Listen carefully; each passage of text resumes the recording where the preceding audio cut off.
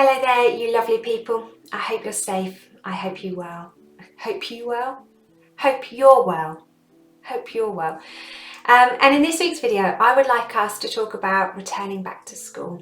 Or maybe it might be starting sixth form or college, starting secondary school if you're about to go into year 7. So there's a lot of uncertainty coming up with the next week or the next few weeks as you settle back into school.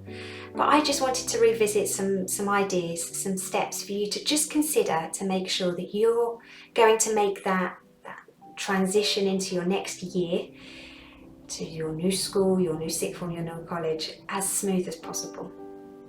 If you're new to my channel, then welcome. There's, I think, over 70 videos now, all there to support you with your mental health.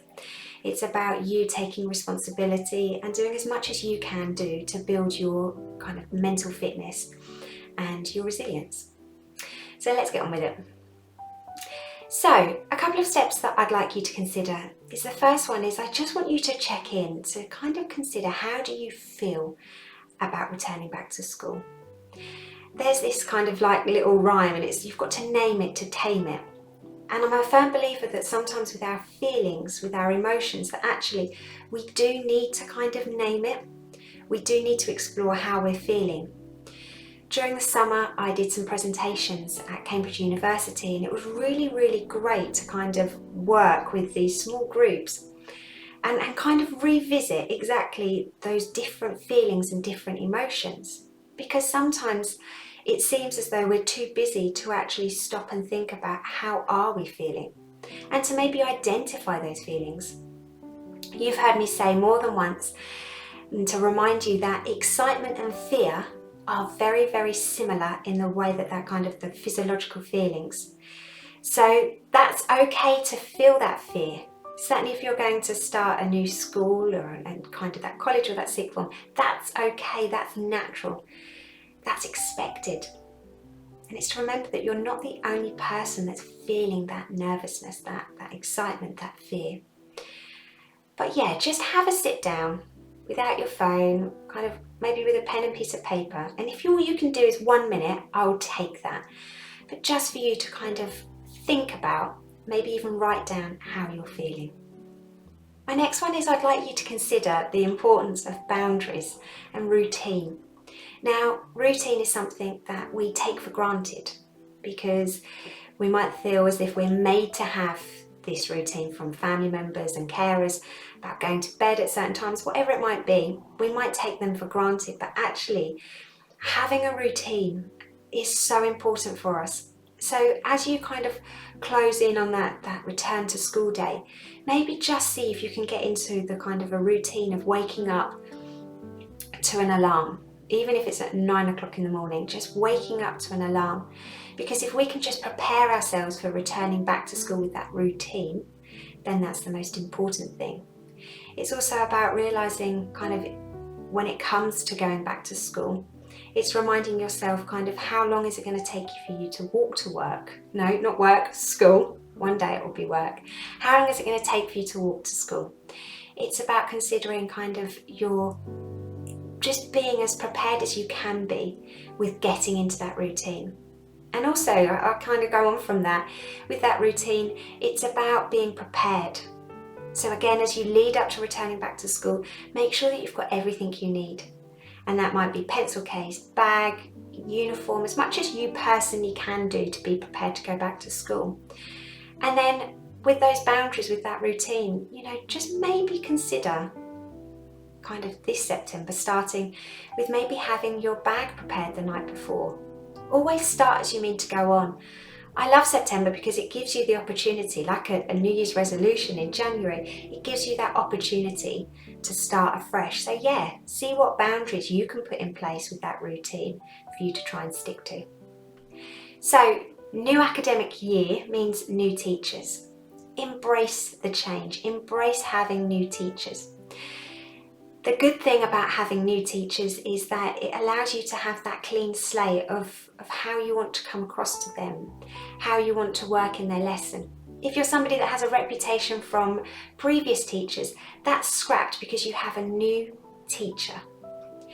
If you're going up to secondary school, so those soon to be year 7s, I want you to bear in mind that your teachers and the pastoral team, so pastoral is basically members of staff within a school. They might have different names, but are there to look after you kind of with your emotional well-being as well. These teachers and pastoral teams know that you year 7s haven't had that transition, haven't had your transition days, haven't had the tours of the school or the open evenings last year whilst you was in year 6.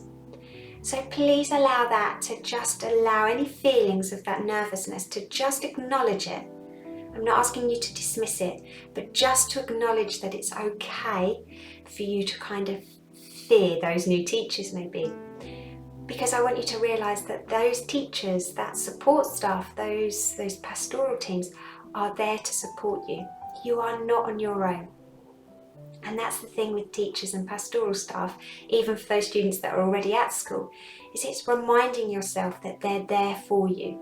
They're there to help support you. So it's maybe being honest with them that if you are getting behind in their subject, just let them know. They're only humans and they're there to help you.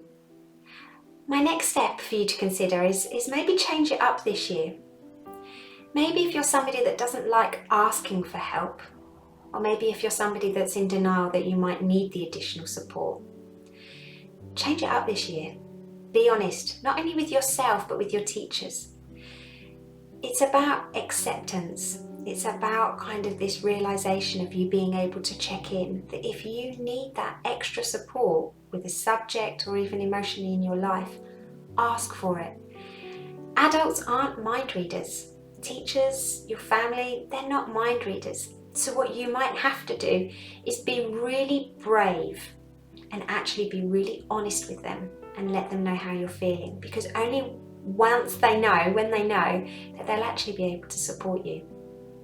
And my last point is, no matter how behind you may feel with your work, what with COVID, however kind of hard it may be for you, I really want you to try and do this thing. It's really hard. Are you ready? Believe in yourself. It sounds simple, but I know it's tricky. But actually, the importance of you believing in yourself and having that growth mindset, having that ability for you to kind of realise that you are capable of amazing things, it just means you're going to have to try. So be kind to yourself, I suppose, is what I'm saying there as well. Be kind to yourself. Use self-compassion. Use those moments where if it seems really tough, that you find that ability to have that self-care, that ability where you can really look after yourself. And even if that's giving yourself a hug, even if that's you giving yourself a pat on the back because you've achieved something, whether that's just getting through the day, it's about you believing in yourself. Because no matter what happens, time keeps going on. You can't change the time. So it's about kind of allowing yourself to just go with it. Have that self-belief, kind of adopt that growth mindset. And I'm going to put a video for you to click on above my head about now, which is about kind of trying to embrace and encourage yourself to have that growth mindset. And if you're new, if you're going to some school or college or sixth form that's new, just bear in mind that you're not the only person that is feeling that kind of nervous of not knowing where you're going, who's who, what you're doing, what your routine's going to be like, what the lunch hall's going to be like, because just give it time. Just give it time and you will settle in, and by October half term you should have found your feet. And that might seem like it's ages away, but a building, certainly if you're from a primary school to a secondary school, yeah, it is going to be a lot bigger.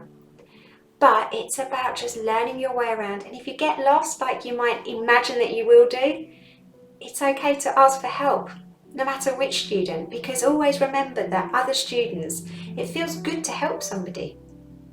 So if you're about to ask a student, where's maths, where's this classroom, it will make them feel good for them being able to say, oh, it's that way. Yeah? And realise you're not on your own. And embrace this next chapter, embrace this next academic year. Ask for help. Realise that you're not on your own. Realise you've got your teachers, your family members. You've got those list of charities and helplines in the description box below. And know that I will continue to be here for you each and every Thursday at 3 o'clock. See you later, everybody. You take care.